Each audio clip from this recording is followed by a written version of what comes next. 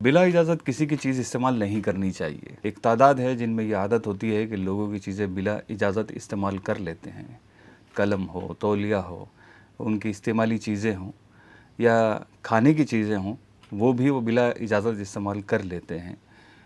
ऐसा अमूमन combined families में होता है या हॉस्टल में होता है, जहाँ सब मिलकर साथ रहते हैं तालिब इल्म, और उनकी खाने की चीज़ें वगैरह उनकी मखसूस जगहों पर रखी होती हैं।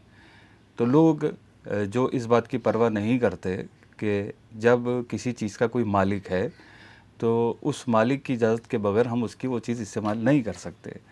लेकिन ये लोग ऐसे लापरवाह होते हैं जिन्हें इस बात का बिल्कुल एहसास नहीं होता कि हम जिनकी चीज़ इस्तेमाल कर रहे हैं उनको ये बुरा लगेगा। तो ये तादाद भी होती है हमारे साथ, और चूँकि इनसे ताल्लुक़ होता है, इनसे दोस्ती होती है, इनसे रिश्तेदारी होती है, तो इसकी वजह से हम कुछ कह नहीं रहे होते इनको, लेकिन दिली दिल में इस बात को बुरा तो समझ रहे होते हैं कि ये बात गलत है कि आपने किसी की चीज़ बग़ैर इससे इजाज़त इस्तेमाल कर ली।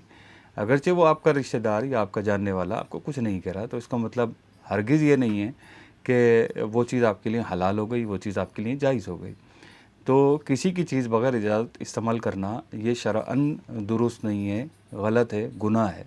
इनमें एक कैटेगरी ये भी होती है कि चीज़ आपकी इस्तेमाल कर लेंगे, और जब इनको कहा जाए कि यार आपने मेरी चीज़ बग़ैर इजाज़त इस्तेमाल कर ली, तो वो आगे से शर्मिंदा होने के बजाय और आइंदा ऐसा ना हो इसकी यकीन दहानी कराने और माफ़ी मांगने के बजाय वो क्या करते हैं, पलट कर ही कहते हैं यार ज़रा सी चीज़ पर आप इतनी बातें सुना रहे हो मुझे, तो पैसे ले लो पूरे।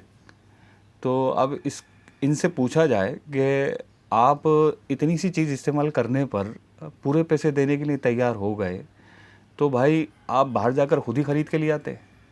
जब इतने पैसे हैं आपके पास तो खुद ख़रीद के ले आते। तो असल में ये सिर्फ़ कहने को कह रहे होते हैं, पैसे देने का कोई इरादा नहीं होता।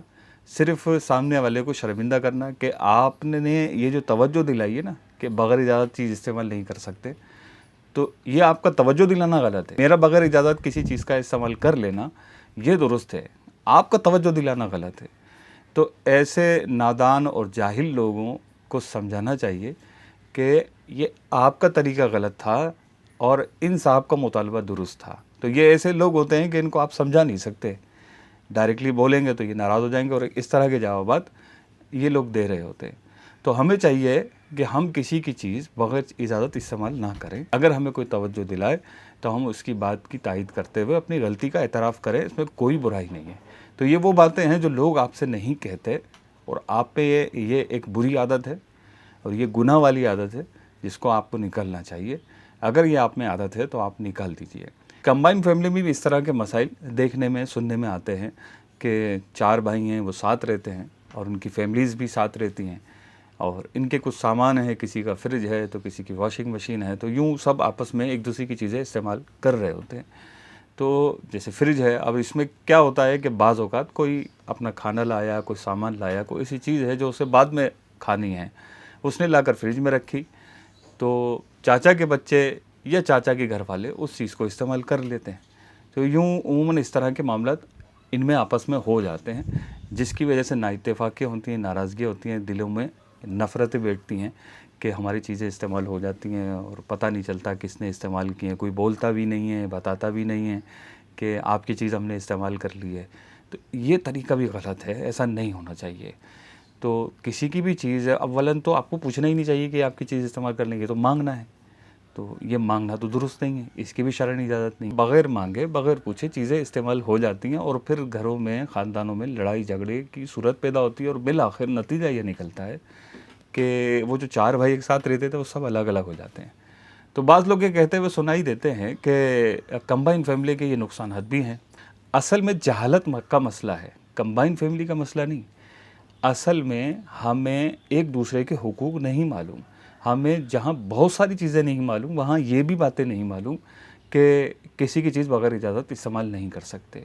तो बात छोटी सी होती है लेकिन उसका नतीजा बहुत भयानक होता है। हर फ़र्द अपनी अपनी ज़िम्मेदारी निभाए, अपने अपने हुकूक अदा करे, जो उस पर शरीयत ने लाज़िम किए हैं उनको वो अदा करे, तो इंशाअल्लाह इस तरह के मामलात भी सामने नहीं आएंगे।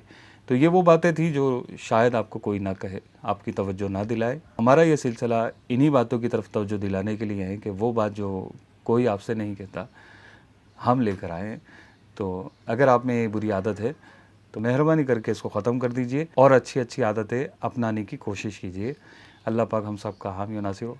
मिलते हैं इंशाल्लाह अगली वीडियो में।